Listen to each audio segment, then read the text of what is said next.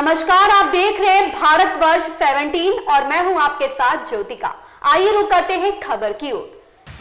Chandigarh slum area मलोया के अंतर्गत लगभग 650 मकान खाली हैं। 4 साल से अगर लोगों को मकान 3000 किराए पर लिए जाते हैं तब चंडीगढ़ प्रशासन का लगभग 19,50,000 हर महीना आता है, लेकिन चंडीगढ़ प्रशासन शायद कामता नहीं जानता। चंडीगढ़ प्रशासन ने खाली मकान गरीब जनता को नहीं दिए। वहीं देश के प्रधानमंत्री नरेंद्र मोदी ने 2022 में लोगों को मकान देने का बयान दिया था। सवाल क्या है? अधिकारी इसे देना नहीं चाहते। 14 सालों का चंडीगढ़ प्रशासन का घाट लगभग 93 करोड़ 6 लाख होता है, फिर भी अधिकारी सोते रहे। समाज सेवक एडवोकेट सुरेंद्र ठाकुर का सवाल।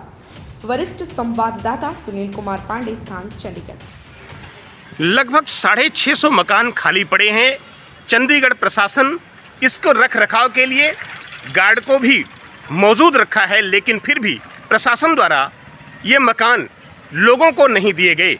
लगभग 4 साल से ये खाली पड़े मकान कहीं ना कहीं प्रशासन को लॉस की स्थिति में पहुंचा रहे हैं। अगर एक मकान 3000 रुपये के रेंट में भी दिया जाता तो लगभग 80 लाख रुपए हर महीना चंडीगढ़ प्रशासन के अकाउंट में जाता, लेकिन चंडीगढ़ प्रशासन द्वारा 4 साल से इन मकानों को किराए पर न दिए जाने की वजह से चंडीगढ़ प्रशासन का लगभग 10 करोड़ 80 लाख रुपए के करीब लॉस है। लेकिन फिर भी चंडीगढ़ प्रशासन द्वारा इन मकानों को गरीब लोगों को दिया नहीं गया है। ये तस्वीरें आप भारतवर्ष 17 पर आप देख सकते हैं।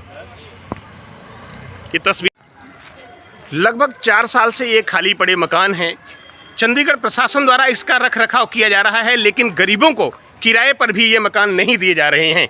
इसका चंडीगढ़ प्रशासन पर गलत असर पड़ रहा है और कहीं ना कहीं चंडीगढ़ प्रशासन का लॉस लगभग 10 करोड़ 80 लाख रुपए के करीब है, लेकिन फिर भी चंडीगढ़ प्रशासन इसको आम गरीब को, आम जनता को किराए पर भी देना नहीं चाहता है। ये तस्वीरें आप देख सकते हैं भारतवर्ष 17 पर। हाँ जी, आपका नाम क्या है और आपका मकान क्यों छीन लिया गया? हमारे घर का मकान और सारा बुलडोजर चला दिया उन्होंने और सारे सामान को दाब दिया कि तुम्हारे को मकान 17 में मिलेंगे, और उन्होंने कुछ नहीं दिया हमारे को। इन्होंने बोला कि मकान 17 में मिलेंगे। जो बुलडोजर डालने वाले थे रात को अलॉटमेंट 2 बजे की, उन्होंने चोर थे क्या ये चोर थे ये जो 2 बजे अलॉटमेंट करी हमारे मकान की झुंगियों के सामान को नीचे बुलडोजर के ढा दिया। और हम रोटी किस चीज में बनाते? हमारे बच्चे घर से बेघर हो गए। अब आप प्रशासन से क्या कहते हो? हमारे को घर मिलने चाहिए। हाँ जी, पहले 800 की किस्त पे दिए, उनसे हम 38 साल हो गए यहाँ। तो आपको मकान नहीं मिला अभी तक? नहीं मिला। प्रधानमंत्री मोदी से आप क्या कहते हो? हमारे को मकान मिलना चाहिए। आपको मकान मिलना चाहिए। हाँ जी, 800 की किस्त का। Thank you. जैसा कि आप देख सकते हैं, ये बहुत सारी महिलाएं हैं जो मूलभूत सुविधाएं हैं लोगों की, कि प्रधानमंत्री नरेंद्र मोदी ने ये आह्वान किया था कि 2022 तक हर व्यक्ति के ऊपर छत हो जाएगी, लेकिन आज वो छत नहीं मिल पाई है इन लोगों को वो मकान और मूलभूत सुविधाएं लोगों को नहीं मिल पाई है। प्रधानमंत्री नरेंद्र मोदी का जो बयान था वो कहीं न कहीं धूमिल होता हुआ नजर आ रहा है। मैं सुनील पांडे, भारतवर्ष 17 चंडीगढ़।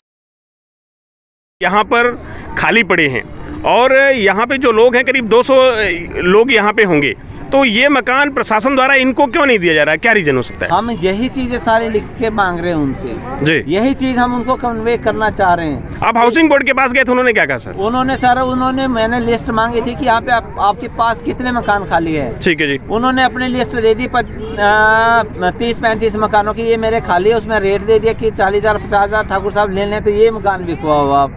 मैंने कहा हमने वो मकान थोड़ी लेने हैं आपसे जो आप सेल कर रहे हो, हम तो वो मकान की लिस्ट मांग रहे थे जो स्लम में इसके 2006 की स्कीम के तहत आपके पास खाली है। प्रधानमंत्री उन्होंने मना कर दिया। प्रधानमंत्री नरेंद्र मोदी ने भी कहा कि 2022 तक हर व्यक्ति को मकान मिल जाएगा, लेकिन अभी तक ये लोग बिना मकान के। आप इस पे क्या कहते हो? ये तो लोग समझ ही रहे हैं सारी बात कि आज तक इन लोगों को मकान मिल जाना चाहिए था, बायोमेट्रिक वालों को नहीं मकान में दिया गया। सर, जैसे लोकसभा का इलेक्शन नजदीक है, अगर इन लोगों को मकान नहीं मिला तो इसका इफेक्ट भाजपा को क्या पड़ेगा सर? ये भाजपा का सोचना चाहिए जी कि इसका इफेक्ट क्या पड़ेगा। बाकी लोग खुद समझदार हैं सारे, उस विषय में हम नहीं बोलेंगे कि किसको क्या इफेक्ट रहता, लेकिन बीजेपी सत्ता में उनको जरूर इस विषय में सोचना चाहिए इन लोगों से मिलना चाहिए, इनको लोगों को आश्वासन देना चाहिए, इन लोगों का काम क्या किस तरह से होगा उस विषय में सभी लोगों से बात कर लेनी चाहिए। मेरी तो यही मांग है जो सरकार में है जी कि इन लोगों की बात सुने और इनकी जो समस्या है उसका निदान करें। भागवत 17 से बात करने का धन्यवाद। जैसे कि आप देख सकते हैं ये सुरेंद्र ठाकुर हैं, हमारा घर, ये वो लोग हैं जिनको मकान, हमारा घर, जो रोटी कपड़ा और मकान जो सरकार मूलभूत सुविधाएं हैं लोगों की, कहीं ना कहीं इन लोगों को मकान देना चाहिए। प्रधानमंत्री नरेंद्र मोदी ने भी ये बयान दिया था कि 2022 के अंतर्गत हर व्यक्ति के ऊपर छत हो जाएगी, लेकिन ये वो लोग हैं जो अपने घर से ही महरूम कर दिए गए हैं चंडीगढ़ प्रशासन द्वारा, लेकिन अभी तक इनको इनका मकान नहीं मिल पाया है। मैं सुनील पांडे, भारत 17 चंडीगढ़। नमस्कार, मैं सुनील पांडे, आप देख रहे हैं भारत 17। जैसा कि आप ये देख सकते हैं लगभग 650 मकान जो कि खाली पड़े हुए हैं, लेकिन प्रशासन द्वारा इन आम जनता को ये मकान नहीं दिए गए। चंडीगढ़ की ये आम जनता है जिसको 4 नंबर कॉलोनी के अंतर्गत इनका मकान चंडीगढ़ प्रशासन ने छीन लिया और इनको अपने ही मकान से महरूम होना पड़ा। समाज सेवक सुरेंद्र ठाकुर हमारे साथ उपस्थित हैं और बहुत सारी जनता यहाँ उपस्थित है। ये वो लोग हैं जो मकान की चाह रखते हैं कि चंडीगढ़ प्रशासन 4 नंबर कॉलोनी में जो इनके घर उजाड़े गए थे वो इनको मकान दिया जाए, लेकिन चंडीगढ़ प्रशासन ने कहीं न कहीं इन लोगों के साथ गलत किया है, इन लोगों का मकान छीन लिया है। चंडीगढ़ प्रशासन ने अभी तक इस पर कोई संज्ञान नहीं लिया और इन लोगों को बेघर ही होना पड़ा। समाज सेवक सुरेंद्र ठाकुर हमारे साथ उपस्थित हैं, जानते हैं मुद्दा क्या है। जी सर, जैसा कि प्रशासन के पास अभी आप गए थे, एडीसी ने मिलने से आपको मना कर दिया, इससे आप क्या कहते हैं? सबसे पहले तो आपके दर्शकों को मेरा बहुत बहुत नमस्कार और उसके साथ ही भारतवर्ष 17 और सुनील पांडे जी आपका भी बहुत बहुत धन्यवाद कि आप हमेशा ही हमारी आवाज़ को ऊंचे स्तर पर ले जा रहे हैं, तो आपका भी हम बहुत बहुत धन्यवाद करते हैं। जैसे कि आप सभी को आपको मालूम है और यहाँ पे बहुत सारे लोगों को मालूम नहीं है, अभी बताया भी था वैसे तो मैंने अभी, पर आपके माध्यम से भी मैं सभी को बताना चाहता हूँ कि हमने जो रैली पिछले संडे को निकाली थी उस दिन हमारे साथ ही खेला हो गया। पुलिस ने हमें बहलाया कि आपसे एडीसी साहब मिलना चाह रहे हैं और आप सीधे डीसी ऑफिस चलिए। मेरे से गलती ये हो गई कि मैं अपने जितने भी साथी हैं सबसे अलग होके मैं पुलिस वालों की बात मान के एडीसी साहब से मिलने चला गया। एडीसी साहब ने एक चीज, दूसरी चीज, तीसरी चीज पूछते रहे, अंदर ही पूछते रहे, पुलिस वाले हमारे से क्लैरिफिकेशन लेते रहे और लास्ट में जाके उन्होंने ये कहा कि मैं इनसे कोई भी जनप्रतिनिधि है मैं उनसे नहीं मिलूंगा, और लास्ट में उन्होंने मिलने से हमारा 1 घंटा भी बर्बाद किया और फिर मिलने से भी मना कर दिया। जब आपके माध्यम से हम अपनी बात रख रहे थे तो उस समय भी पुलिस ने बात नहीं रखने दी और हमें वहां से धक्के मार के साइड कर दिया था, वो आपको मालूम ही है। तो मुझे वहां ये रियलाइज हुआ कि जो संगठन में शक्ति है वो कहीं ना कहीं मेरे से चूक हो गई थी और मैं संगठन को छोड़ के उनकी बातों में आके वहां चला गया था। उसी सिलसिले में आगे से तो चलो हम अलर्ट रहेंगे ही, उसी सिलसिले में आज हम लोगों के बीच आया हूँ, सबको बता रहा हूँ कि हमारे साथ ये उस दिन धोखा हुआ था, लेकिन आपकी आवाज को हम दबने नहीं देंगे। जिन लोगों के साथ बहुत बुरा हुआ है कि जिनको मकान आज तक मिल जाने चाहिए थे इन लोगों को, तो इनको मकान नहीं मिले। उसके बाद जिन लोगों को मिले भी हैं मकान, उन लोगों से ये सरकार 3-3 हजार रुपए वसूल कर रही है, जबकि इन लोगों से 800 रुपए इनको लेना चाहिए था। उसके बाद भी 3000 देने के बाद या 800 देने के बाद भी इन लोगों को मालिकाना हक नहीं दिया गया। मैं प्रशासन से ये जानना चाहता हूं कि जब आपको ये 3000 दे रहे हैं या 800 रुपए दे रहे हैं, तो आप इनको मालिकाना हक क्यों नहीं दे रहे हैं? ये लाइसेंस नाम आपने क्यों रखा हुआ है? आपको एक फिक्स अमाउंट रख देनी चाहिए कि 3000 लेते हुए जब खत्म हो जाए तो आपको इनके नाम ट्रांसफर कर दो। लेकिन ये प्रावधान जो है अभी तक गवर्नमेंट ने ये इंक्लूड नहीं किया गया है कि जब इनका पैसा कब पूरा होगा, कब इनको मकान मिलेगा, इसके विषय में पूरे साइलेंट है।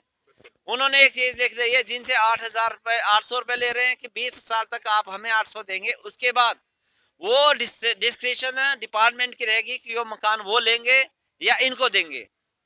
ऐसे 3,000 वाले हैं कि उनका तो 5 साल ही लिखा हुआ कि आपको ये मकान 5 साल तक दिए जाएंगे, उसके बाद आपसे वापस लेंगे।